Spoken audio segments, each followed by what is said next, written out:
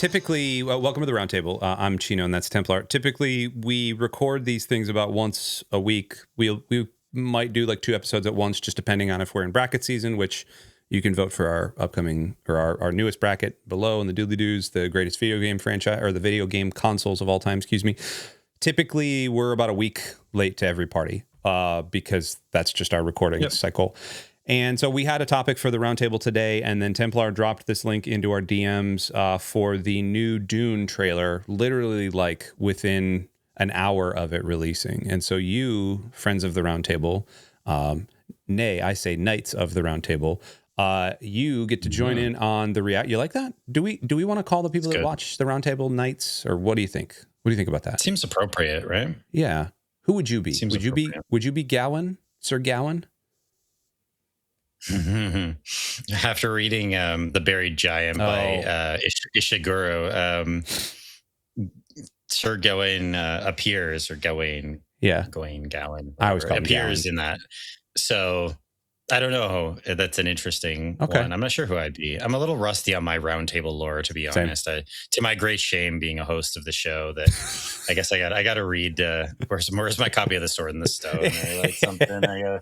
Where's my TH White? I gotta brush up. We'll just go watch the Disney movie. It's fine. Back when Disney was good and made good movies. What we're doing for next month. That's our book club for next month. Is The Sword in the Stone / The Once and Future King. Yeah. So there we go. Yeah.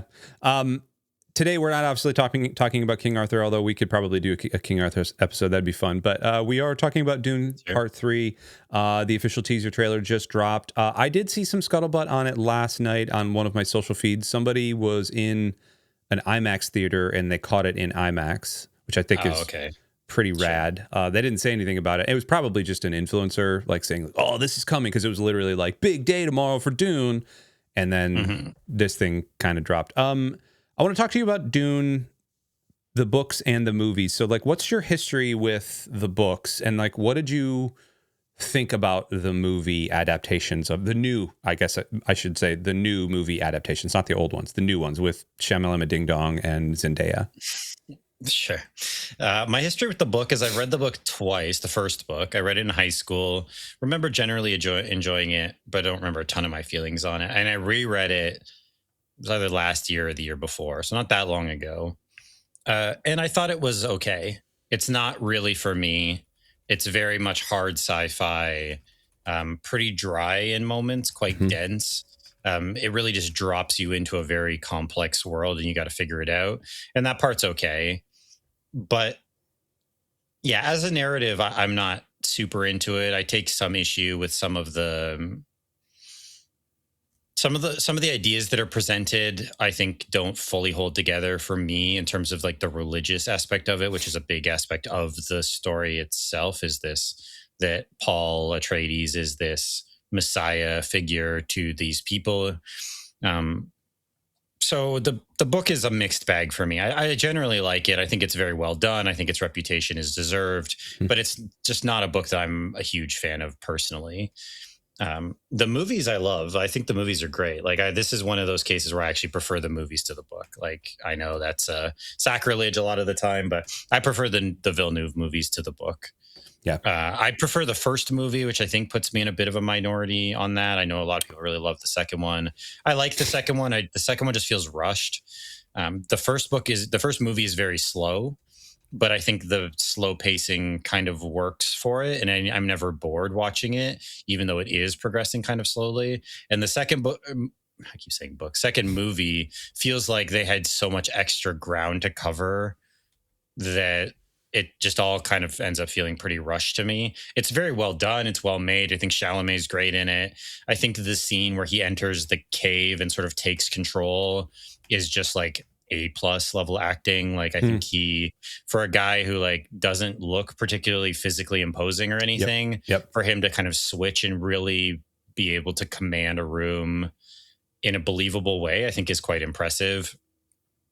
So I like the performances. Zendaya is fine. Her character is she's good. That character is very heavily changed from the book in a way that I think is not so good, but she's good in it. Javier Bardem is awesome in it.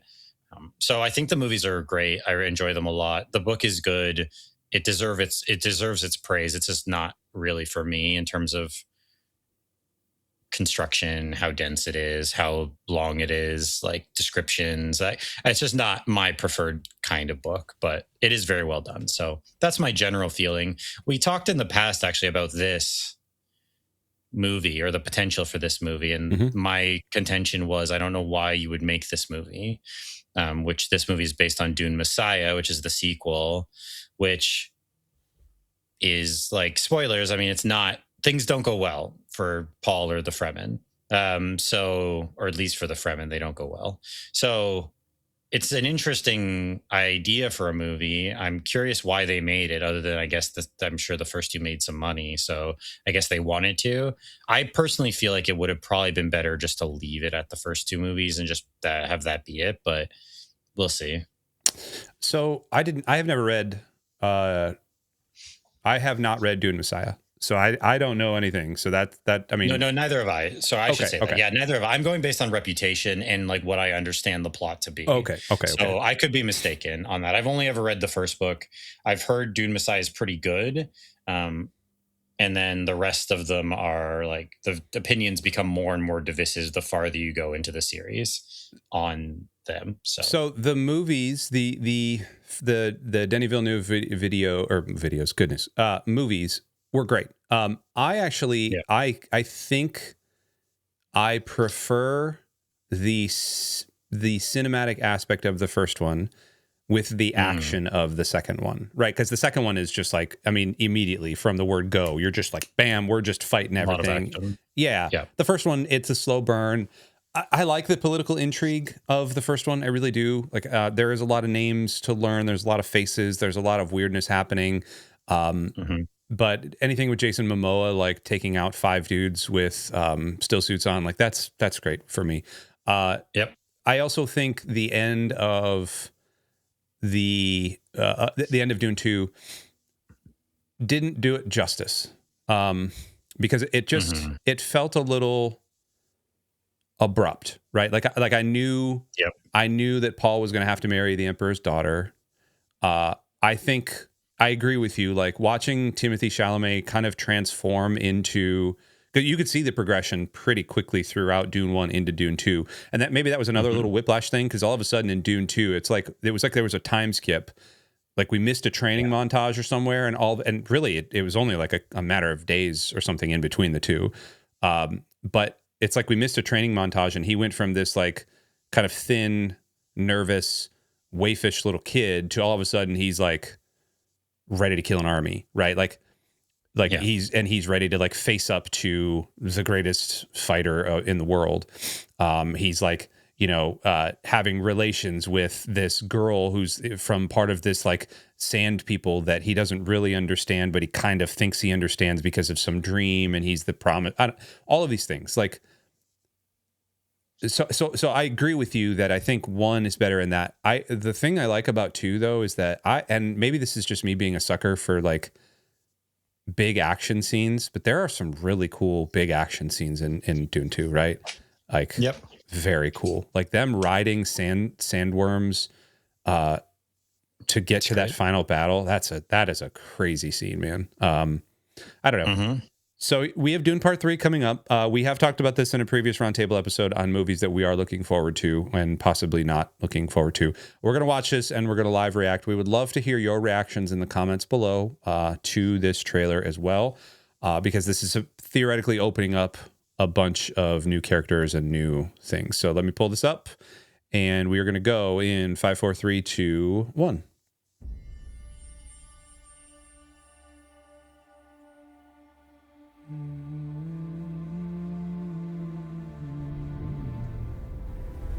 If we have a girl, what will we name her?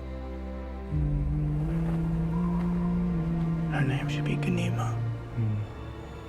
She'll need to be strong, like her mother.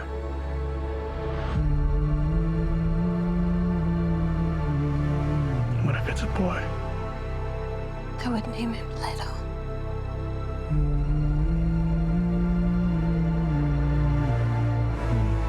So he would have the wisdom of his grandfather.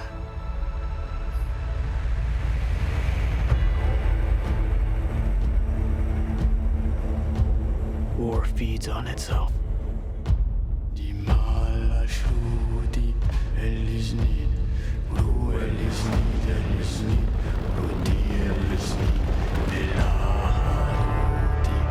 more I fight, the more our enemies fight back.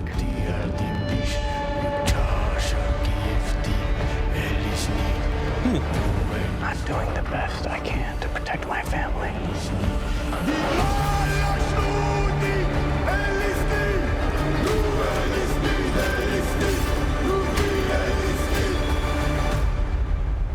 How did Father do it? Your father never started a war. Oh.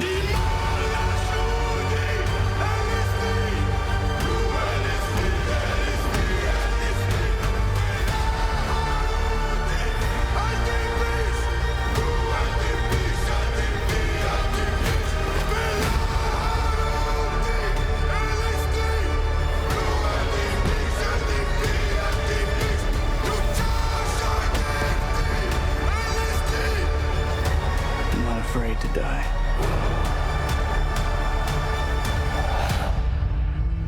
But I must not die. Yet.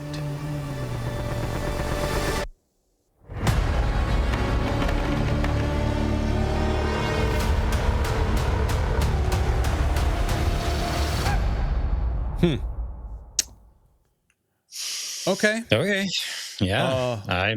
I'm in. Like that looks cool, actually. Like I've my skepticism, but this did its job. Like this made me more interested in this movie than I was previously. So I think my reticence about this movie might still be there in terms of where it lands, but it looks like an interesting journey to go on, which I wasn't sure would be, knowing generally what I know about the plot of the second book. So this looks cool. I'm into this, actually.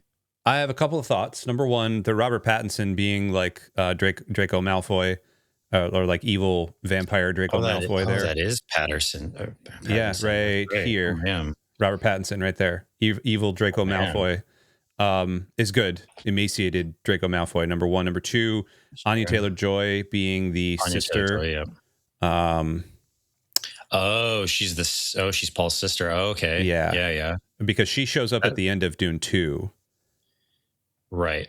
Where was her picture? I don't know. Yeah, I'm always a fan of Anya Taylor-Joy. I think she's pretty great in everything she's in. So yeah, she's really good. It was around here. But so there's that. There she is right there, Anya Taylor-Joy. So that's number one, or number two. Number three, Rebecca Ferguson, always awesome. Yep. I hope they do better by Zendaya, because the Zendaya character I did not like in either of Dune 1 or Dune 2. And I know that was a common complaint. Like that's not me being outlandish, I don't think. Yeah, well, they turned her into like the lone voice that's sort of criticizing Paul and like calling out that they're like going to follow him, whatever. And that's not her character at all in the book. No. Like and I understand maybe why they didn't want to go with her character in the book, which is, it's been a little bit since I read it, but she's basically on board and she supports Paul and she like is with Paul, like kind of lockstep. Maybe she has some reticence here and there, but she's right along with all of it basically. And they made her this like objector in the movies, which she isn't. So it was a little, I think I understand why they made the choice, but I think it was executed poorly. So I think, yeah, I agree. I hope, and I mean, the scene that we get her in here seems like she's kind of with him. So, where she leaves at the end of 2, right? Because they're going on this like crusade or jihad, right? So yeah, I agree. I hope she has more to do and is a little bit more well-rounded as of a character in this one.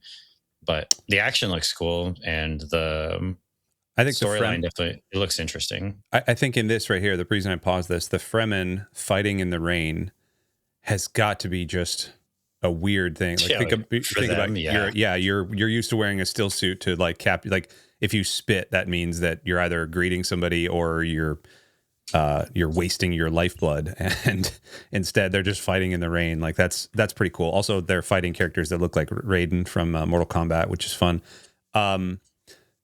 I think the last thing I will say is that yes, I'm in. I love the treatment that they're doing of the title here. The sort of like the eye. Yeah, that yeah, like the eye thing, and then like everything is a U shape. I love that. And Oh, sure. I know they've done that before, but like this is like I'm in. I'm in. I didn't expect to be in on this trailer. After you and I talking about it, after reading a bunch of stuff on Reddit about it, like I'm in, man. Like I'm 100% in. Also, they're kind of already setting the stage for kind of Dirtbag Paul right here. Mm-hmm. That right there, like Dirtbag Paul look, it's really, really good. So I don't know. Well, I mean, the story of Dune is like a warning against following religious leaders and religious fanaticism and zealotry and stuff, right? So, I mean, this movie has to follow through on that warning. So, but I didn't expect to be that interested in it, and it looks cool. It looks really cool. So the soundtrack helped. Whenever Denis Villeneuve gets like his soundtracks or Zimmer, it's Zimmer. I think the other ones, right? Yeah, it's Hans Zimmer. Yeah, he's great, but Denny knows how to score these movies in particular. It's got that weird amount of like Middle Eastern mysticism mixed with like actual symphonic and orchestral hits, which is just great. I want to point out that Timothée Chalamet. Okay, let me back this up. Have you seen Marty Supreme? No, it's on like Prime Video or like Apple TV or so it's on one of those. Like I've seen it there. I can't remember where I watched it. I've been meaning to watch it, but I can't remember where I watched it. It's a weird movie. It's really it's good. It's an A24 movie, so do with that what you will, right? Like it's the highest. It's you know what you're getting. That can mean a lot of things. I know, but it won like it got like some. I don't know if it won a bunch of awards and stuff, but like it hasn't won anything, I think. But like it did very well at the box office. It was just critically well received. Like all these other things, I watched it, and I had to watch it in like 3 or 4 sittings because it was like I was sitting on the bike watching it. Something that struck me about Timothée Chalamet is that I initially didn't like him as an actor, and I don't know why. I could never put my finger on why. And when I got to Marty Supreme, I figured out why I didn't like him, and it actually made me start to kind of like him. He's very good at making you not know the ambition behind, or the sort of motivation behind his character. Like in Dune 1 and Dune 2, for instance, like, you know that he's got this like moral superiority thing in like Dune 1, right? Like he knows what he's going to do. And then like halfway through Dune 2, it flips and there's like a switch that flips and you can see it in him. And you kind of see it in like, he becomes a little more languid. He becomes a little more ruthless in his killing. He becomes a little bit more like, you know, he feels like he's forced into this thing, but now all of a sudden he's going to like take the power for himself type of thing. Like you can feel that. And in Marty Supreme, he does that very well. Like he plays the jerk and also like the sniveling sort of narcissistic dude, but also like the like hero very well. And like, it made me appreciate him more. And so I don't know, I'm looking at this going like, I think he could do it. Like, I think this could land. Yeah, I think he can do it. It's funny, like, because I brought it up here as filmography because I was trying to think like what was my impression of him? Like, but I think I really just know him from Dune. Like, yeah, he was the young son in Interstellar, but like he doesn't really have a role in that. Like the Interstellar was one of his first roles. Like he's the kid when he's younger, like the brother or Matthew McConaughey's son, but he's barely in that. Call Me by Your Name, which I didn't see. Oh, he's in Lady Bird. I did see that. Okay, I forgot he was in that. Call Me by Your Name was the big one for him, and then I've been meaning to watch The King. Oh yeah, that Netflix. I think it's a Netflix movie where he plays King Henry V, like when he's younger. So I've been meaning to watch that. So I actually don't really know him from much outside of Dune. So I think my impression of him has always been pretty decent, and from his appearances on like podcasts and Sports Center and stuff, where he especially like his, you know, it's Timothée Chalamet, and it's like he could come across as such like an artsy, pretentious actor kind of douchey guy, but he comes across super down to earth and just like a pretty chill guy who is like making very accurate predictions on college sports. Yeah. And just like he seems just kind of like, Renaissance man's maybe taking it a little bit too far, but like he just seems like a guy who's like interested in a lot of things and is like pretty just down to earth and cool and not really pretentious, which you'd think he might be. So I think my impression of him has always been pretty solid. I didn't see Wonka, although I heard he was pretty good in it. Yeah, he was fine. I didn't hear good things about that movie, but I heard he was pretty good in it. So yeah, I think my impression of him has been pretty solid, but that's without having seen a lot of his like most acclaimed work, maybe outside of Dune. So, but yeah, this I've been meaning to watch for a while because I've heard like pretty good things, and like Pattinson's also in that. He's the French king, I think. So, I'm interested, or a prince or something. So, yeah. Interesting. Timothée Chalamet is great. Like I said, like, yeah, the way he can kind of switch gears and really give you a lot of range for a guy who looks like he does. And that's not, don't mean that as a bad thing, but he just doesn't look like a particularly commanding presence. Like for him to be able to channel that, I think is quite impressive. So yeah, absolutely. So I'm interested. I think it comes out in December. I saw December 18th, it said. So end of the year, Christmas time kind of release. So cool. Joel Edgerton. What was right before Christmas? Go see a movie about religious zealotry and don't do that. Messiah figures destroying a population. Oh, jeez. Oh, you think that's on purpose? I don't know. I don't know. Do we need to have another conversation about that? Maybe, Do we need to have a maybe? Oh, I don't know. Real quick, it looks cool. I'm done. Have you seen Dark Matter? Have we talked about this? Yeah, we didn't finish it. I wasn't really into it. Okay, all right. Because Joel Edgerton, he does good in that. Although he does only have like one facial expression, but yeah, we watched most of it. I think we got to like the second last episode, my wife and I, and just neither of us were really into it and didn't really care what was going on, so we just left it. Like, okay, I don't know. Yeah, it just didn't. It didn't really do anything for us. So, I do want to have a quick conversation about the fact that Sinners won or Michael B. Jordan won, which congratulations to him. I do like Michael B. Jordan as an actor. He won for Best Actor in the the Oscars. Thank Sinners. You. For Sinners, yeah. But one battle after another won Best Movie. And have you seen any of the nominees at all? No, like we were talking about topics for this week, and I sent you like that maybe we'd have a conversation about the Oscars and the relevance of the Oscars and what their kind of place is with modern Hollywood in that. Yes. That part of that comes out of the fact I've seen, I think, I've seen the only Oscar winning movie I saw was K-pop Demon Hunters, which won for Best Animated Film. I think that's the only one I saw. The Best Picture nominees, I genuinely don't think I saw a single one. Okay. We don't have to have the conversation now. I do think, however, I don't know if the Oscars exist in the same way in 5 years. And what I mean by that is, yes, streaming, like If I Had Legs, I Would Kick You is for Netflix, right? Frankenstein was nominated. So I did watch Frankenstein. I guess that was nominated for Best Picture. So okay. I saw one of them. So okay, shout out. The idea, though, that the Oscars are becoming less and less relevant as streaming becomes more and more popular is an interesting topic I think we could talk about. But all of that being said, do you plan on watching Sinners with Michael B. Jordan? I have planned on watching it because I generally like vampire stuff, and I like Michael B. Jordan, and the setting seems cool. So like I have planned on watching it. Yeah.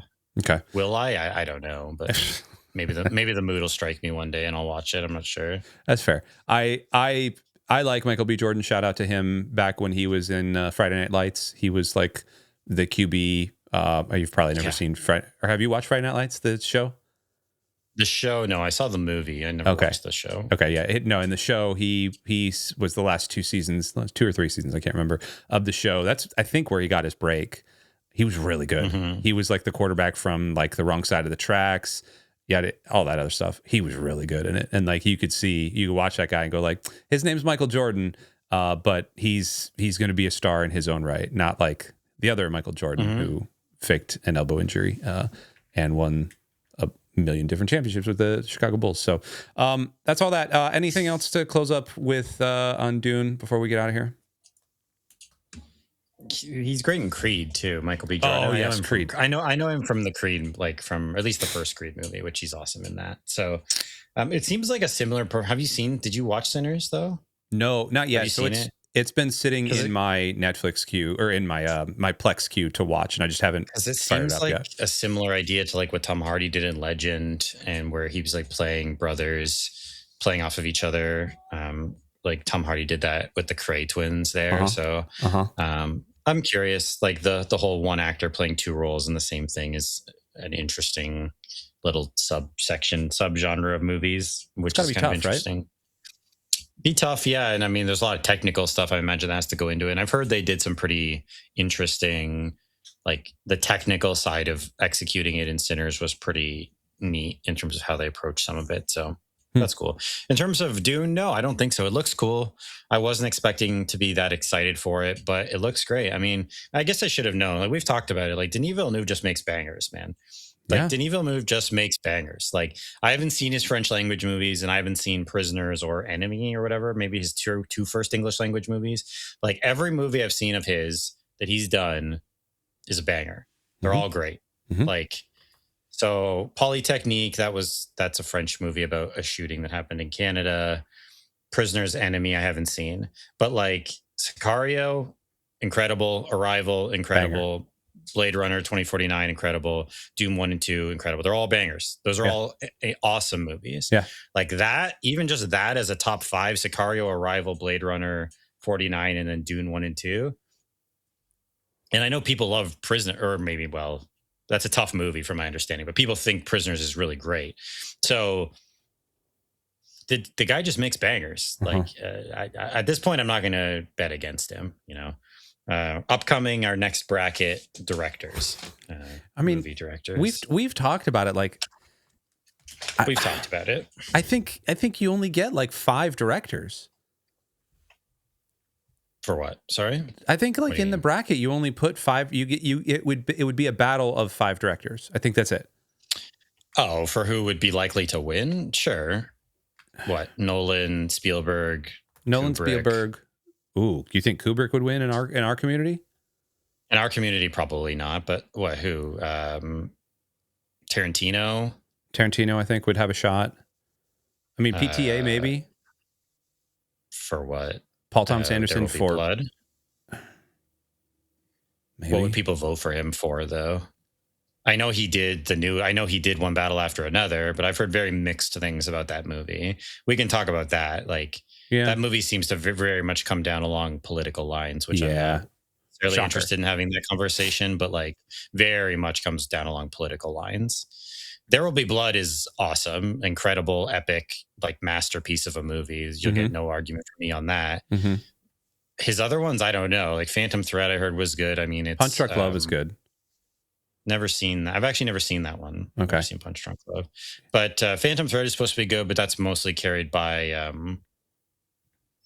what's his name from Gangs of New York and Lincoln and Daniel Day-Lewis. Because if Daniel Day-Lewis is in something, then it's probably gonna get nominated for an Oscar. So yeah, I mean, he just carries him in his back pocket. The dude's just incredible, right? So PTA maybe, like it'll be I would think it would be Spielberg. I mean, who would be your 5 then? Spielberg, Scorsese, definitely. Spielberg, Scorsese, okay. Scorsese, Nolan. Villeneuve, and then Robert Zemeckis. Villeneuve certainly for modern ones, Bobby Z has been. I think he's got some bangers from if you reach back far enough. But like if you're getting into everything essentially he's done recently, I think you're in rough territory. Ridley Scott.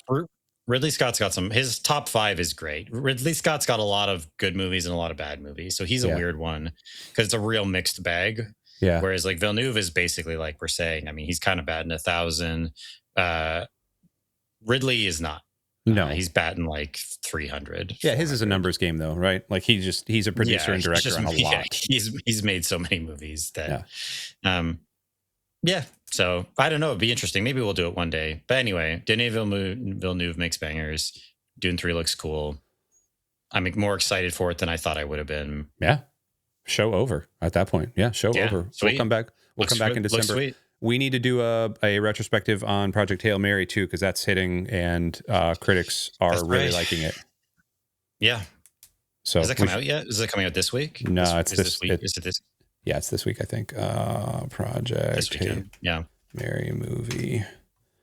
And shout out even the drinker, or the critical drinker recommended it as well. So I mean, that's, a lot of times, sometimes you'll get those critics, and then you get a lot of the YouTube reviewers that are like, no, it's not. You know, but it seems like there's a lot of, I don't know, not unanimous, I'm sure, but a lot of acclaim for it. So whether I'll see it in theaters or not, I don't know. But March 20th. So this week. Okay, sweet.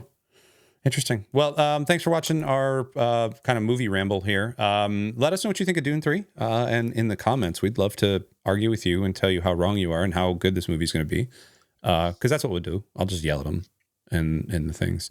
Templar, anything else before we wrap up? No, join the Discord if you haven't. Go vote in the bracket, which we were talking about in our previous episode, but there'll be links to that around. So go vote in the console bracket if you haven't. And let us know your thoughts. That's about. Thanks for watching, as always. We love you. We'll see you next time. Two tools. Bye-bye.